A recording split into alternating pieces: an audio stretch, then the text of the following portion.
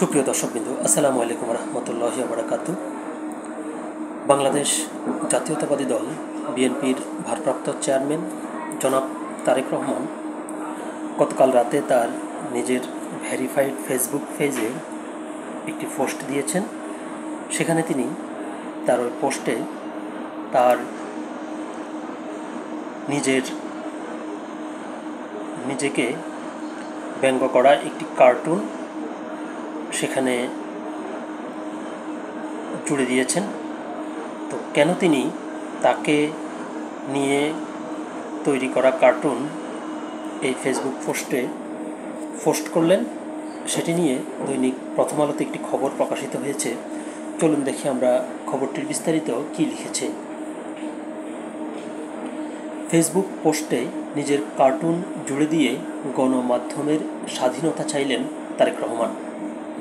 গণমাধ্যমের স্বাধীনতা রক্ষার পাশাপাশি সাংবাদিকদের নিরাপত্তা নিশ্চিত করার আহ্বান জানিয়েছেন বাংলাদেশ জাতীয়তাবাদী দল বিএনপির ভারপ্রাপ্ত চেয়ারম্যান তারেক রহমান। বিশ্ব মুক্ত গণমাধ্যম দিবস উপলক্ষে গত শুক্রবার রাতে নিজের ভেরিফাইড ফেসবুক পেজে দেওয়া এক পোস্টে তারেক রহমান এই আহ্বান জানান। তিনি তার পোস্টে 2009 সালে অনুষ্ঠিত বিএনপির জাতীয় কাউন্সিল নিয়ে মেহেদী হকের একটি কার্টুন জুড়ে দিয়েছেন।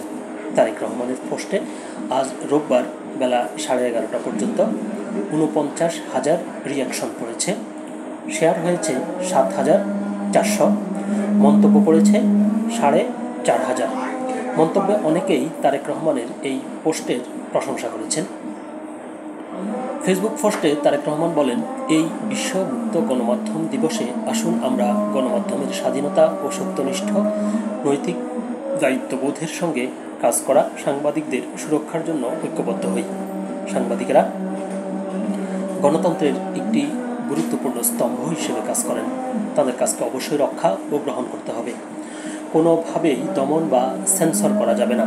তবে বাংলাদেশে আমরা সম্প্রতি ক্ষমতাচ্যুত কর্তৃত্ববাদী শাসকের রাষ্ট্রীয় পৃষ্ঠপোষকতায় দমন পীড়নের মাধ্যমে সংবাদ মাধ্যমের স্বাধীনতার পদ্ধতিগত অবক্ষয় দেখছি। সেই অন্ধকার বছরগুলোয় অটল সাহস ও অঙ্গীকারের মাধ্যমে অনেক বাংলাদেশি সাংবাদিক গভীরভাবে প্রথিত দুর্নীতি, মানবাধিকারের ভয়াবহ লঙ্ঘন, আর্থসামাজিক ব্যর্থতার মতো বিভিন্ন বিষয়ের উপর আলোকপাত করেছিলেন, যা রাষ্ট্র দ্বারা সংগঠিত হয়েছিল। এই সাহসী সাংবাদিকরা দেশের ভেতরে বাইরে মূলধারার গণমাধ্যম ও সামাজিক যোগাযোগ মাধ্যমে সত্য অনুসন্ধানে অবিচল থেকেছেন। গণতান্ত্রিক বাংলাদেশের জন্য মত প্রকাশের মৌলিক মূল্যবোধ সমুন্নত রাখার জন্য তারা লড়েছেন। বাংলাদেশ জাতীয়তাবাদী দল বিএনপি এমন এক নতুন ধারার সাংবাদিকতা থেকে অনুপ্রেরণা নেয়, যা নৈতিকতা ও সততার সর্বোচ্চ মানদণ্ড বজায় রাখে। আমরা নির্ভীক ও বস্তুনিষ্ঠ প্রতিবেদনকে সম্মান করি, এমনকি যদি তা আমাদের এজেন্ডার সঙ্গে সামঞ্জস্যপূর্ণ নাও হয়। আমরা দৃঢ়ভাবে বিশ্বাস করি, সংবাদ মাধ্যমের স্বাধীনতা গণতন্ত্রের সাফল্য বা ব্যর্থতা নির্ধারণ করে।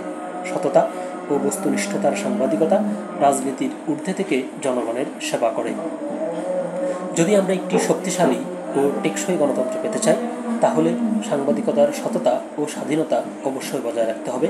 আসুন আমরা সব বিভেদ এক পাশে সরিয়ে রেখে এমন একটি বাংলাদেশ গড়ে তুলি, যেখানে নির্বাচিত ও জবাবদিহিতামূলক সরকার সবার জন্য গণমাধ্যম সহ মত প্রকাশের স্বাধীনতা, মানবাধিকার ও আইনের শাসন নিশ্চিত করবে।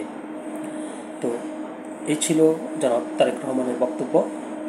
তো জনাব তারেক রহমানের সাথে কণ্ঠ মিলিয়ে আমরাও বলতে চাই যে সাংবাদিকতা কিংবা গণমাধ্যম রাষ্ট্রের একটি গুরুত্বপূর্ণ স্তম্ভ। সৎ সাংবাদিকতা, পেশাদার গঠনমূলক সাংবাদিকতা একটি রাষ্ট্রকে যেমন উন্নতির চরম শিখরে নিতে সাহায্য করে, ঠিক তেমনি সাংবাদিকতা নামের অপসাংবাদিকতা কিংবা আপনার হলুদ সাংবাদিকতা একটি রাষ্ট্রের পতনও ডেকে আনে, যেটি আমরা গত স্বৈরাচারী শাসনামলে লক্ষ্য করেছি যে কিছু লোক কীভাবে প্রধানমন্ত্রীর সংবাদ সম্মেলনে মানুষের কল্যাণে কিংবা মানুষের স্বার্থে প্রশ্ন না করে কীভাবে প্রধানমন্ত্রীকে তৈলমর্দন করতেন, এবং সেটি করতে গিয়ে তারা প্রধানমন্ত্রী শেখ হাসিনাকে স্বৈরাচার হওয়ার পথে গুরুত্বপূর্ণ ভূমিকা পালন করেছেন। তো আমরা আশা করব ভবিষ্যতে এই তেলবাজ সাংবাদিক যারা এই ধরনের অপসাংবাদিকতা করেন তারা শুদ্ধ হবেন, ভালো হবেন, দেশের স্বার্থে, জনগণের স্বার্থে।